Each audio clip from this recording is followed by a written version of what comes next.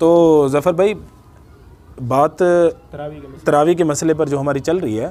میں شاید بات زیادہ لمبی نہ کروں، اب اس کو کلوز کرتے ہیں مسئلے کو۔ مسئلہ یہ ہے جو حضرت عمر نے شروع کی تراویح کا اہتمام کیا جماعت کے ساتھ، اول تو خود انہوں نے نہیں پڑھی۔ اگر یہ چیز اتنی زیادہ اہمیت کی حامل ہوتی تو حضرت عمر اس کا حصہ ضرور بنتے، ٹھیک ہے، انہوں نے نہیں پڑھی۔ پہلے یہیں سے آپ کو اس مسئلے کی اہمیت اور اس کے اندر کتنا وزن ہے، اس مسئلے کے اندر جتنا ہم بنا رہے ہیں اس کی مطلب کتنا ویٹیج ہے آپ کو پتہ چل جانا چاہیے۔ حضرت عمر جو فتویٰ دے رہے ہیں، جنہوں نے یہ کام شروع کیا، جن کا نام لے کر دنیا کے اندر علماء جو ہے اس چیز کو جاری کروا رہے ہیں آج کے دور میں، یا جاری کیا ہوا ہے، وہ ہستی خود نہیں پڑھ رہی، ٹھیک ہے، وہ ہستی خود کہہ رہی ہے جو رات کے اگلے پہر میں پڑھو، آخری پہر میں، وہ زیادہ بہتر ہے، اکیلے پڑھو وہ زیادہ بہتر ہے، ٹھیک ہو گیا۔ تیسرے نمبر کے اوپر اس پہ تمام خلفائے راشدین کا اجماع نہیں ہے، ٹھیک ہو گیا، تمام خلفائے راشدین اس پہ اجماع نہیں کیا انہوں نے ان کے اس مسئلے کے اوپر۔ تو ہم یہی کہ حضرت علی رضی اللہ تعالیٰ عنہ کے دور میں کوئی تراویح کی نماز نہیں ہو رہی، آپ دیکھیں اہل رسول میں، اہل بیت میں سے کوئی ایک امام بھی ایسا نہیں گزرا، کتنے چوٹی کے ائمہ گزرے ہیں، ہمارے اہل سنت کے ائمہ کے استاد ہیں وہ سارے،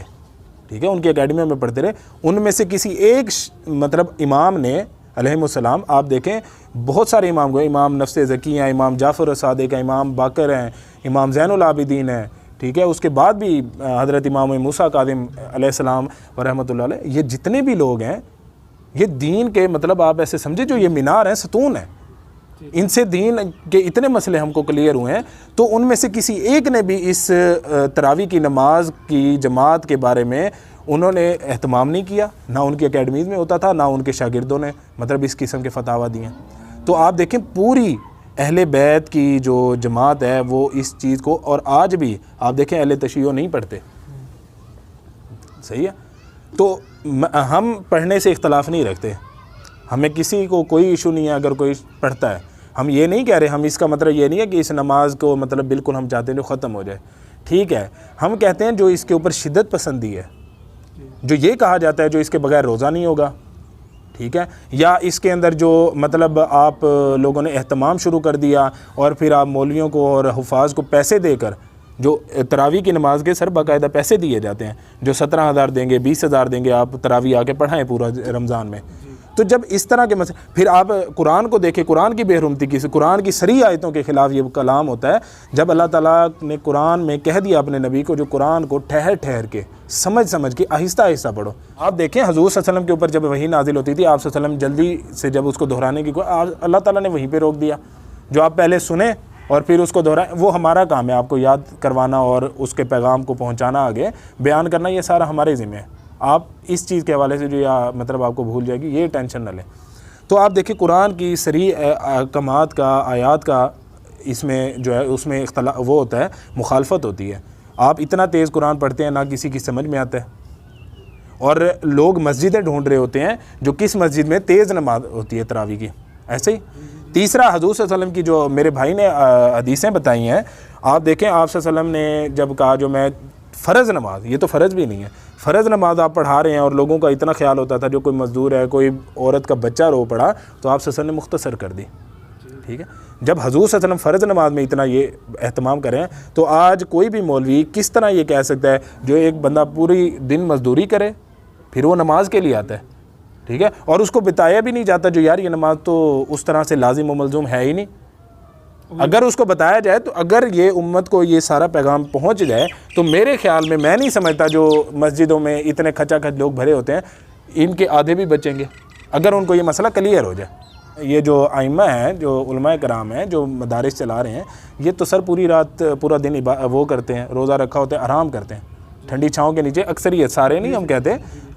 کئی لوگ اس کے خلاف بھی مطلب بات کرتے ہیں، وہ لوگوں کو کہتے ہیں جو یار ضروری نہیں ہے، لیکن آپ دیکھیں اہل سنت کی بات کر رہا ہوں میں یہاں پہ، میجورٹی جو ہے وہ جو علماء ہیں وہ سوئے رہتے ہیں اے سیوں کے نیچے۔ آپ کو پتہ ہے جون جولائی کی گرمیاں ہوں گی اس دفعہ، آپ خود اندازہ لگائیں ایک مزدور کیسے، جب اس کو یہ کہہ دیا جائے جو یار روزہ قبول نہیں ہوگا آپ کا، ٹھیک ہے، ہاں، اور آپ اس مسئلے کو اس شدت تک لے جائیں، تو یہ حضور صلی اللہ علیہ وسلم کے بھی انڈائریکٹلی حکم کی خلاف ورزی ہے۔ جو آپ صلی اللہ علیہ وسلم نے غضبناک ہوئے، آپ نے کہا جو میں مطلب نہیں چاہتا جو یہ تم پہ فرض ہو جائے، آپ فرض کر رہے ہیں، آپ دیکھیں آپ حضور صلی اللہ علیہ وسلم کے حکم کی بھی خلاف ورزی کر رہے ہیں۔ اور اس میں خلفۂ راشدین بھی آپ سے خوش نہیں ہوں گے. آپ یہ نہ سمجھے جو حضرت عمر کہیں گے جو یار میرے فتوے کو لے کے چلے تو وہ آپ کی شفاعت کریں گے, وہ بھی آپ کے خلاف ہوں گے. وہ انہوں نے کوئی کسی کو گھروں سے نہیں بلوایا, اپنے اس روایت میں کوئی نہیں ملتا. وہ پہلے سے جو موجود لوگ تھے انہی کو ایک امام کے پیچھے کیا ہے, شوق سے جو آتے تھے. ٹھیک ہے, تو جو شوق سے آتا ہے وہ پڑھے, وہ 20 پڑھے, 11 پڑھے. حضور صلی اللہ علیہ وسلم سے 11 ثابت ہیں, وہ 20 پڑھے, 40 پڑھے. ائمہ مطلب اس کے اوپر مختلف ہے, جتنے چاہے پڑھے. اکیلے اگر کوئی پڑھتا ہے وہ پوری رات عبادت کرتے رہے, ہمیں کوئی مسئلہ نہیں ہے. لیکن یہ ہے کہ امت کے اوپر تکلیف کا باعث نہ بنے, امت کو مشکلات میں نہ ڈالے. تو اگر اس چیز کا اہتمام کیا جائے تو میرے خیال میں. ایک آخری سوال ہے. جی آپ یہ تو جیسے طارق بھائی نے کہا کہ جیسے حدیث میں آتا ہے کہ جب بھی کوئی اختلاف کی وجہ اٹھے گی تو خلفۂ راشدین کی سنت کو دیکھیں گے, نبی صلی اللہ علیہ وسلم نے فرمایا. لیکن یہ ہے کہ خلفۂ راشدین کا عمل کس حد تک ہمارے لیے حجت ہے, وہ قرآن مجید سے پتہ چلتا ہے کہ یا ایھا الذین آمنوا اطیعوا اللہ واطیعوا الرسول واولی الامر منکم. آگے اللہ تعالیٰ فرماتا ہے کہ اگر اولو الامر جو ہے اس کے ساتھ جھگڑا ہوگا تو اللہ اور اس کے رسول کو دیکھیں گے ہم. یعنی کہ خلفۂ راشدین کا جو عمل ہے وہ صحابہ کے مقابلے میں ہمارے لیے حجت ہے, لیکن اللہ اور اس کے رسول کے احکامات کے مقابلے میں اللہ اور اس کے رسول کا عمل ہمارے لیے حجت ہوگا. تو اللہ کے نبی نے, میں یہ سمجھتا ہوں کہ جیسے اپنی نبی صلی اللہ علیہ وسلم نے غضبناک ہو کر امت کے احساس کے لیے جو جملے ادا کیے کہ میری امت پر فرض نہ ہو جائے, تو میں یہ سمجھتا ہوں کہ آج کے علماء اس نبوت کے منصب پر فائز ہو چکے ہیں اور ختم نبوت کا ڈاکہ مار چکے ہیں اس حوالے سے کہ انہوں نے اس جماعت کو, اس نماز تراویح کو جماعت کی صورت میں لازم کر دی ہے.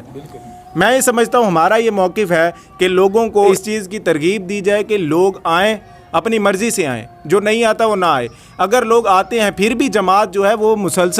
تسلسل کے ساتھ نہیں ادا کی جائے گی, 2-3 دن چھٹی کر لی جائے. نبی صلی اللہ علیہ وسلم نے 3 دن تک, جیسے ان کے بقول, وہ بھی پڑھائی نہیں تھی. میں یہ سمجھتا ہوں کہ ائمہ کو چاہیے, امام جو مسجد کے ہیں اگرچہ یہ ایسا کریں گے نہیں, بالکل نہیں کریں گے, کیونکہ انہوں نے نماز تراویح پڑھا کر اپنی فیسیں وصول کرنی ہوتی ہیں. پھر بہانہ بناتے ہیں کہ ہمارے حفاظ کی گردان مکمل ہوتی ہے. بھائی حفاظ کی گردان مکمل ہوتی ہے تو ایک مزدور طبقے کو کی مصیبت میں ڈالا ہوا ہے. نبی صلی اللہ علیہ وسلم کا حکم تو اس وجہ سے کہ میری امت پر دشواری نہ ہو, امت پر دشواری تو کر دیا آپ نے. تو اس حوالے سے میں کہتا ہوں کہ کیا یہ نبی صلی اللہ علیہ وسلم کی نافرمانی میں نہیں آتی چیز. حضرت عمر کا فعل تو ہم ساری بات کر چکے ہیں کہ انہوں نے لوگوں کو پڑھتے ہوئے دیکھا تو انہوں نے یہ فتویٰ جاری کیا, وہ بھی اپنے حالات کے مطابق. ان کا فتویٰ ہمارے حالات پہ لاگو نہیں ہوگا. نبی صلی اللہ علیہ وسلم کا حکم جو ہے اصول, وہ قیامت تک کے لیے ہے.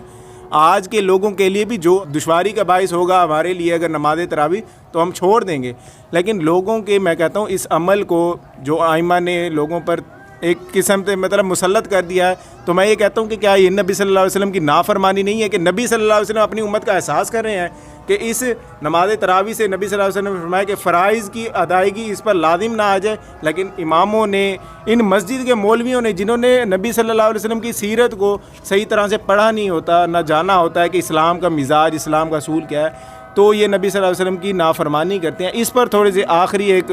گفتگو کر دیں تو پھر ہم ختم کریں اس ویڈیو کو.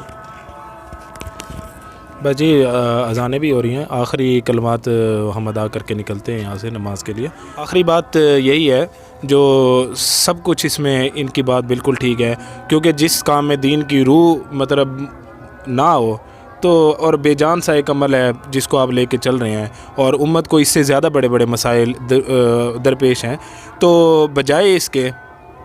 کہ ہم جب سنت بھی ہمارے ائمہ کہتے ہیں, ابھی ٹائم نہیں ہے کہ ہم وہ فتاویٰ سامنے لائیں, لیکن یہ ہے کہ سنت بھی اگر اس درجے پر لوگ عمل کرنے لگ جائیں کہ وہ لوگ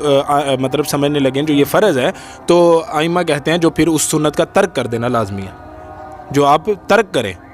کئی صحابہ مطلب چاشت کی نماز جب انہوں نے دیکھا جو لوگ جو ہے وہ اس کا اہتمام کرنے لگے, تو انہوں نے آگے مطلب اس کا اختلاف کیا, انہوں نے کہا پڑھنا چھوڑ دو, جو لوگوں کو پتہ چلے جو یار یہ فرض نہیں ہے. ٹھیک ہے, تو فرض میں, سنتوں میں, نوافل میں ہمیں فرق رکھنا چاہیے, اور جو زیادہ اہم مسائل ہیں نا ان کی طرف توجہ دینی چاہیے, اور مزید لوگوں کو تکلیف میں نہ ڈالیں. اور میں نہیں سمجھتا اس سے اللہ اور اس کے نبی اور نیک لوگ اس سے آپ سے خوش ہوں گے. یہ آپ کی غلط فہمی ہے, الٹا یہ آپ کے گلے کا کل کو پھندا بن جائے گا. تو اس سے توبہ کریں اور لوگوں کو ریلیکس رکھیں. اور بس یہ ہمارے آخری کلمات ہیں, اس کے ساتھ ہی ہمیں اجازت دیں جی. جزاک اللہ خیر.